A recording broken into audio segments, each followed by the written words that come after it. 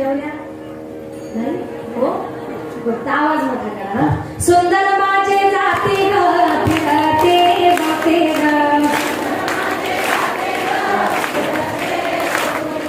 गोव्या गाऊ कौतुके तू ये रे बा विठ्ठला. सासू आणि सासरा गिरतो तिसरा गोव्या गाऊ भतारा तू ये रे बा विठ्ठला. प्रपंच दळदळिले पिठल्या भरिले सासू पुढे गेले तू ये रे बा विठ्ठला. सुंदर माझे जाते ग फिरते बघते ग गोव्या गाऊ कौतुके तू ये रे बा विठ्ठला. वा वा वा गोड म्हटलं. छान छान छान. आता नंबर तुमचा ना बघू बरं आवाज कोणाचा. आमचा आवाज ऐकला ना. बाळा सगुण गुणाचे ताने ग बाळा दिसतंय गोजीरवाणे. काय सांगता घराने ग रूपच्या नारी. श्रीरंग माझा वेळा ग त्याला नाही दुसरा जोडा. तुम्ही याची संगत सोडा ग रूपच्या नारी. अगं तुम्ही यांची संगत सोडा वडगावच्या नारी. कशाला बरं आवाज नाही काय नाही तुमच्यापेक्षा आम्ही बरे असं तर चांगलं म्हटले बरं का. करीत धन्यवाद. पूर्वीच्या काळी माहिती आपल्या मुलांना चांगले संस्कार करायचे. त्यांच्या पुढे ज्ञानवारायचे संत जराबाई संत मीराबाई संत सुखबाई शिवाजी सरकाराच्या संभाजी सरकाराच्या अनेक नेते मंडळी समाजसेवक या देशाला मिळाले. याला कारण का त्यांच्या आई वडिलांचे संस्कार. चांगले संस्कार करा जेणेकरून आपलीच मुलं आपल्या समाजामध्ये चांगलं काहीतरी नाव कमवतील. वाईट व्यसनाच्या हारी जाणार नाही. दारू पिणं बियर पिणं गुटखा खाणं अशा अनेक प्रकारचे वाईट व्यसन आहेत. वाईट व्यसनाच्या हारी जाऊ नका. ज्या दिवशी माणसानं दारू पिली त्या दिवशी दारुड्या माणसाचा प्रपंच संपला. आणि तुम्हाला एक सांगते दारू पिणारा जेवढा पापी असतो ना त्याच्या डबल विकणारा पापी असतो. एक विचार करा. मला एका माणसाने आवर्जून फोन करून सांगितलं तर ताई तुम्ही खरंच सांगा की आज बाया सुद्धा बघा नवऱ्याने दारू पिली ना म्हणतात कुणी दुकान चालू केले म्हणतात ना. त्यांचे शाप आपल्याला लागतात. म्हणून कितीही जरी लाखोनी पैसे आले पण तो पैसा माणसाला टिकत नाही. चांगल्या माणसाला मार्गाने पैसा कमवा. एका सुसंगतीचं दागडो आणि सुजान वाक्य कानी पडो.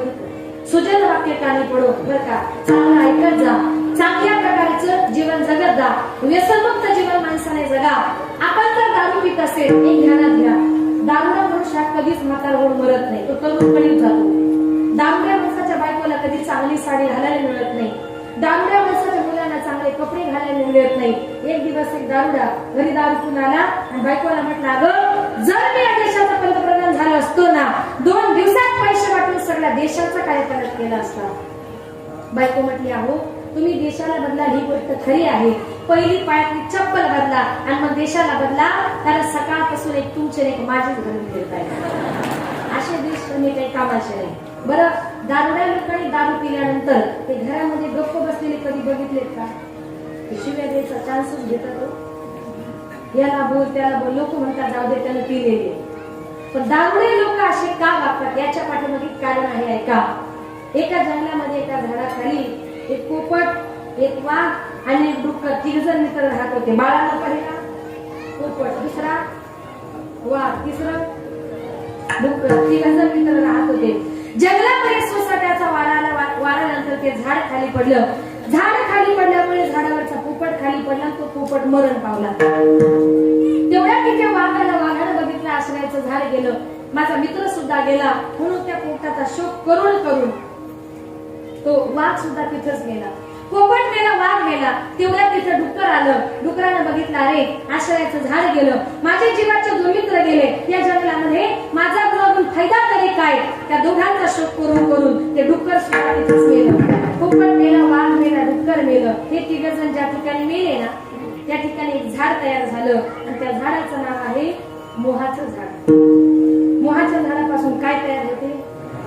चांगली माहिती हो. दारू पिली कोणी? माणसानं. ज्या टायमाला माणूस दारू पितो, दारू पिली का काही क्षणातच तो लगेच असा पोपटासारखा मिठू मिठू बोलायला सुरुवात करतो. अजून जास्त चढली, गावामध्ये गल्लीमध्ये वाघासारख्या डरकाळ्या पडायला सुरुवात करतो. आणि अजून जास्त चढली का डुकरासारखा कुठेही रस्त्यावर गटारीमध्ये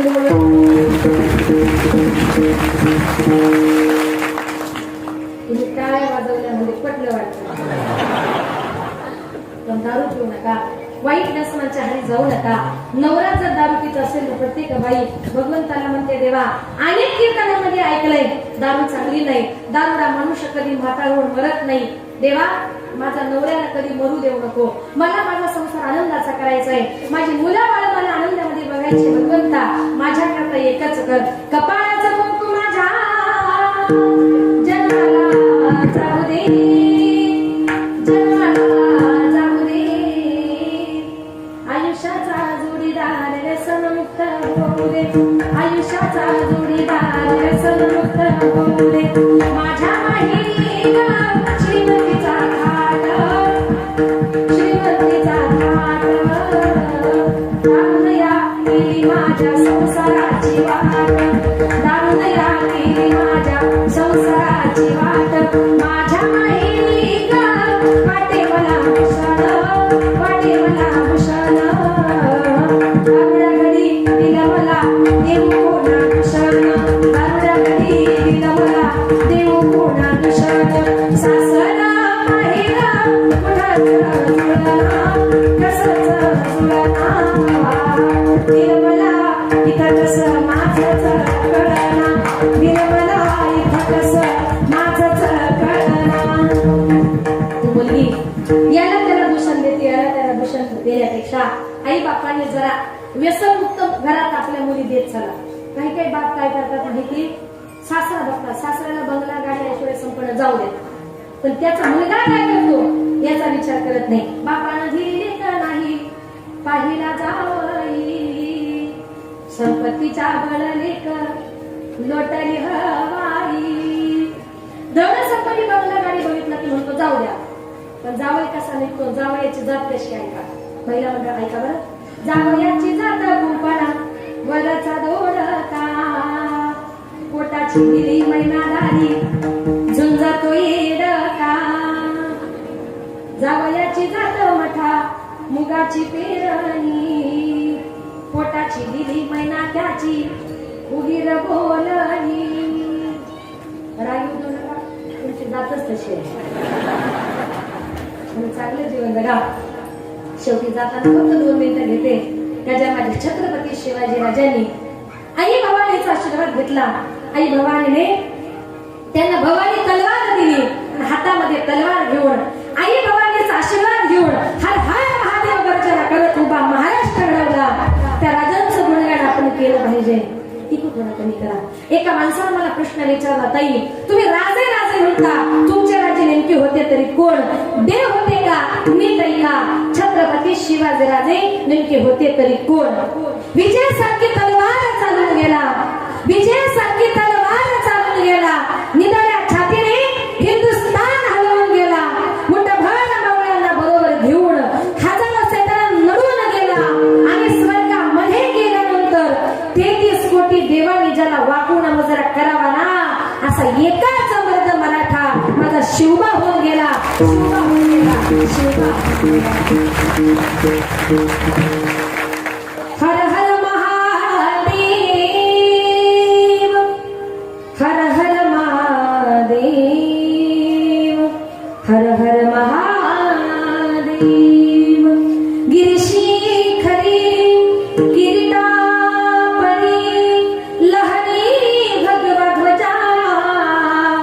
गिरिशिखरी किरीटा परी लहरी भगवा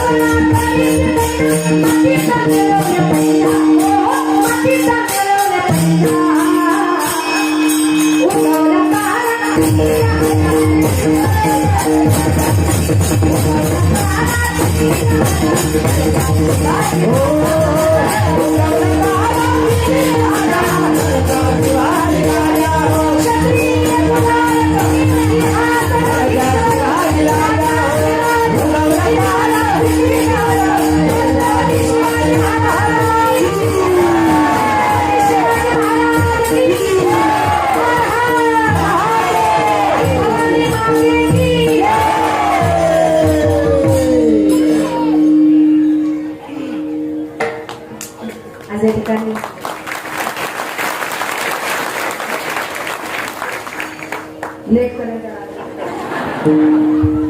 आपल्या या श्री क्षेत्र माळ वडगाव अर्थात भवानी वडगाव या ठिकाणी चालत असलेला धर्मध्वज अनावरण सोहळा आणि पंचदिवसीय कीर्तन महोत्सव त्यातल्या त्यात आजचा जो काही दिवस आहे तो अतिशय पवित्र दिवस म्हणजे अक्षय तृतीया 3.5 मुहूर्तांपैकी एक पवित्र दिवस म्हणजे आजचा आणि या पवित्र दिवसाच्या तिथीवर आपण हा पंचदिवसीय कीर्तन सोहळा या ठिकाणी आयोजित केला. खूप चांगलं असं कार्यक्रमाचं नियोजन केलं. या कार्यक्रमाकरता भव्य दिव्य 75 फूट उंचीचा ऐतिहासिक धर्मध्वज आपण या ठिकाणी उभारलेला आहे आणि खरंच याची जी संकल्पना आहे ते आपल्या गावचे आदरणीय आदर्श सरपंच आमचे आदरणीय बाळासाहेब भाऊ चिरे यांच्या विनंतीला मान देऊन, आमचे आदरणीय पत्रकार संदीप भाऊ यांच्या विनंतीला मान देऊन, अगदी मला वाटतं 4-5 महिन्यापूर्वीच या कार्यक्रमाचं नियोजन झालं आणि 5 महिन्यापूर्वीच मला ही कीर्तनाची सेवा तुमच्या ग्रामस्थांच्या वतीने, भजनी मंडळाच्या वतीने ही सेवा ही पुष्प गोपण्याकरता माझ्याकडे आलं. खूप आनंदाचं उत्साहाचं वातावरण आहे आणि खरंच असा हा जो काही धर्मध्वज आपण या ठिकाणी उभारलेला आहे, हा फक्त आपण पुणे परिसरात गेलो तर बघायला मिळतं आणि खरंच बाहेरून बघितला तो भगवा ध्वज इतका सुंदर फडकतोय का माणसाला मन प्रसन्न वाटतं. इतकं आनंदाचं वातावरण, काहीतरी नवीन संकल्पना आपण या हनुमंतरायांच्या मंदिर परिसरामध्ये आई भवानी मातेच्या कृपेनं, खरंच मी मगाशी मंदिरामध्ये गेले, भवानी मातेची मूर्त बघितली, माझ्या डोळ्याला काटाच आला. म्हणजे अक्षरशः थोडक्यात मला असं वाटलं की आई भवानी कुठेतरी आपल्या देहामध्ये आली की काय. इतकं सुंदर वातावरण या परिसरामध्ये निर्माण झालं आणि ही देवी माता म्हणजे स्वयंभू आहे. भक्ताच्या मनातली ती इच्छा पूर्ण करते. मूर्ती बघितल्याबरोबरच माझ्या लक्षात आलं आई भवानीचा आशीर्वाद आपल्या गावावर आहेच. आज या ठिकाणी हा कार्यक्रम आपण मोठ्या आनंदानं, मोठ्या उत्साहानं या ठिकाणी केला. ग्रामस्थांची पुण्यश्रीला मनपूर्वक आभार. ज्यांनी या कार्यक्रमाकरता गोड अशी मृदुंगाची सेवा दिली ते महाराष्ट्रातील एक नामवंत मृदुंगाचार्य आमचे आदरणीय हरिभक्तपरायण अनिल महाराज. गोड सेवा दिली महाराज, काही शब्द नाही, फक्त टाळ्या. अतिशय गोड.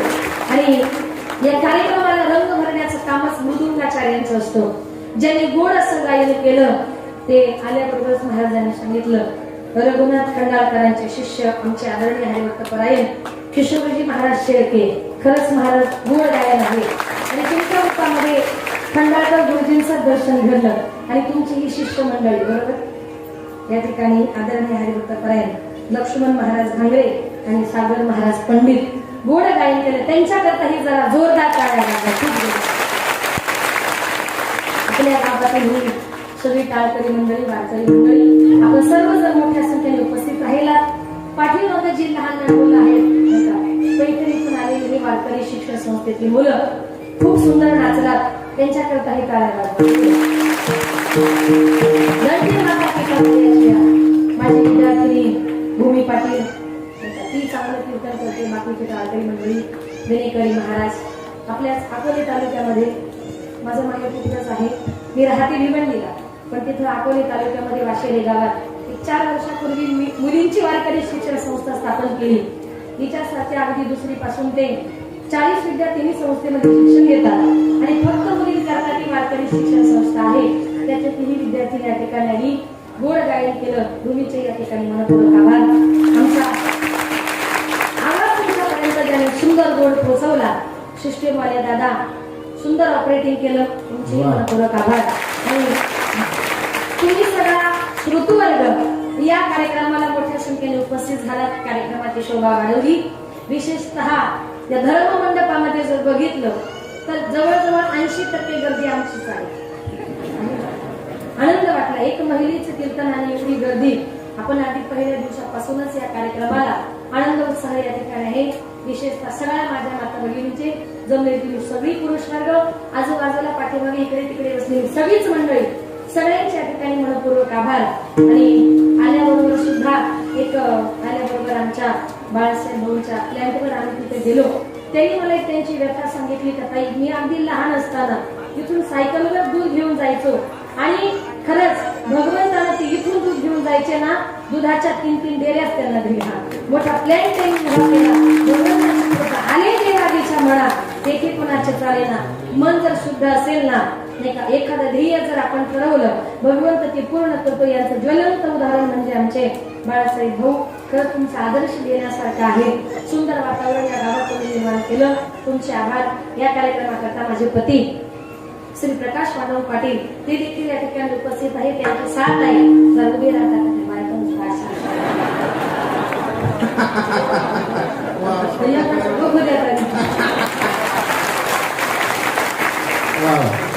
तुम्ही मला महाराज बाईचा नवरा कोपरी सरपंच साहित्य यांच्यासारखे. आमचं भिवंडी तालुक्यात एक वडूनगर गाव आहे. 2 वेळा ते सरपंच झालेत, एकदा ते सदस्य झालेत आणि आमची कंस्ट्रक्शन लाईन असल्यामुळे ते राजकारणात आहे परमार्थात आहे पण साथ देतात हे फार महत्वाचं आहे. म्हणून आज त्यांची साथ आहे म्हणून महाराष्ट्रभर कल्पना करते माझ्या मित्रांची साथ. आणि मी तुम्हाला सांगून जाईल का मी माझ्या वयाच्या शाळेत 4थीला होते तेव्हापासून कीर्तनकार आहे. आज मला 20 वर्ष झाले महाराज मी कीर्तन करते. म्हणून वारकरी संप्रदायात नाव कमवण्याकरता सुद्धा 20 वर्ष लागले. तुमच्या गावात येण्याकरता लागली की नाही? म्हणून भगवंताची कृपा. आणि 31 नाही बरं आणि 3 बहिणी कीर्तनकार आहोत, अनिता, वनिता, सुनीता. 3 बहिणी कीर्तनकार आहेत. आम्हाला भाऊ नाही. 15 वर्षापूर्वी आमचे वडील वारले पण माझ्या वडिलांची निराळ सेवा देवा आणि तुझी चरण सेवा पांडुरंगा. वडिलांची इच्छा होती तर माझ्या मुली महाराष्ट्रातल्या नामवंत कीर्तनकार झाल्या पाहिजे. आज वडिलांच्या इच्छेखातर महाराष्ट्रभर आम्ही कीर्तन करतोय. याला कारण वडिलांचे आशीर्वाद आहेत. तुमच्यासारख्या सगळ्या श्रोतू वर्गाच्या आशीर्वाद पाठीशी आहेत. काही नको तुमच्याकडून बस तुमचे आशीर्वाद तेवढे पाठीशी राहू द्या. अजूनही समाजामध्ये नाव कमवण्याचा प्रयत्न करेल. आल्याबरोबर 2-3 घरी आम्ही चहा घेण्याकरता गेलो पण अतिशय प्रेमाची मंडळी म्हणजे एवढ्या लांबून घेऊन आले पण परक वाटलं नाही. अगदी कुठेतरी आपल्या घरामध्ये आल्यासारखं वातावरण. एका भाऊंच्या घरी, बाळासाहेब भाऊंच्या घरी, संदीप भाऊंच्या घरी अनेक माणसं तिथे आली. अनेकांचं प्रेम आम्हाला मिळालं. तुमचं असंच प्रेम आमच्यावर राहू द्या, आशीर्वाद राहू द्या एवढीच इच्छा. आणि बोलताना जर काही चुकलं असेल तर मला माफ करा. तुमची मुलगी चुकली असं समजून मला माफ करा. जे काही चांगलं असेल ते तुम्ही घेण्याचा प्रयत्न करा. एका गावाने म्हटलं चांगलं आहे ते घेऊन जा, एक जण साऊंडच घेऊन गेला. असं काही करू नका. चांगलं म्हणजे कीर्तनात पण चांगलं वाटलं असेल तिने. एका बाईने माझ्या समोर माझी चप्पल उचलली. म्हटली का ताई? ती म्हटली तुम्ही म्हटली चांगली आहे तिने मला जरा चांगली वाटली. पण इथं बसलेल्या प्रत्येकाला कळकळीची विनंती असेल दुसऱ्याची चप्पल कितीही चांगली वाटली कितीही नवीन वाटली पण दुसऱ्याचं दलिंदर आपल्या घरी घेऊन जायचं. कितीही जरी नवीन असलं दलिंद्री पाठीशी लागते म्हणून दुसऱ्याची दलिंदर आपल्या घरी घेऊन जायचं नाही. हे सगळं कशा करता सांगितलं माहिती? माझी बाहेर म्हणून मला असो. बोलताना परत एकदा चुकलं असेल तर क्षमस्व. कोणाचं मन जर दुखलं असेल तर मला माफ करा. युट्यूबच्या माध्यमातून ही कीर्तन रूपी सेवा 2-3 कॅमेरे माझ्या समोर लावले. ज्यांनी 2 तास या कार्यक्रमाचं व्हिडिओ शूटिंग केलं त्यांची या ठिकाणी मनपूर्वक आभार. झालेली सेवा आई भवानी मातेच्या चरणी समर्पित करून माझ्या हनुमंतरायांच्या विठ्ठल रुक्मिणीच्या चरणी समर्पित करून या भगव्या ध्वजाच्या चरणी समर्पित करून सेवेला पूर्ण विराम. 2 मिनिटांमध्ये शेवटचं भजन होईल. त्याच्यानंतर काही सूचना होतील आणि कृपया करून एक 5 मिनिटं अजिबात कोणी उठायचं नाही. 2 मिनिटं फक्त भजन. ज्ञानोबा माऊली तुकाराम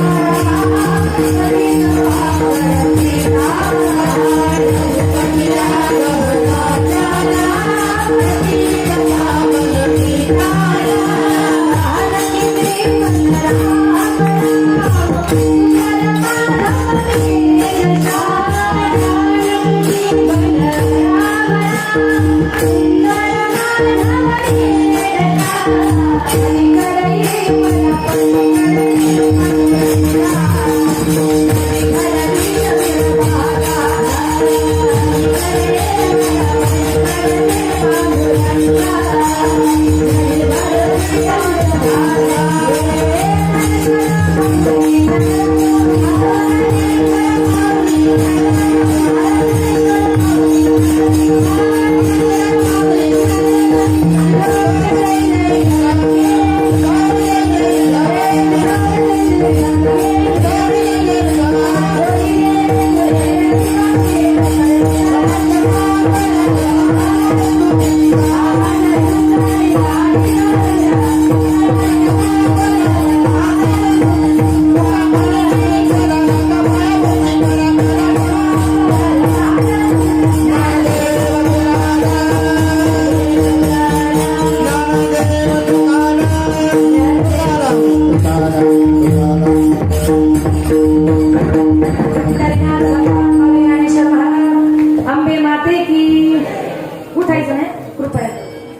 समस्त ग्रामस्थ मावळगावच्या वतीने भव्य दिव्य असा धर्मध्वज अनावरण सोहळा व 5 दिवसीय कीर्तन सोहळ्याचा आजचा 4था दिवस 4थं पुष्प आदरणीय हरिभक्त पारायण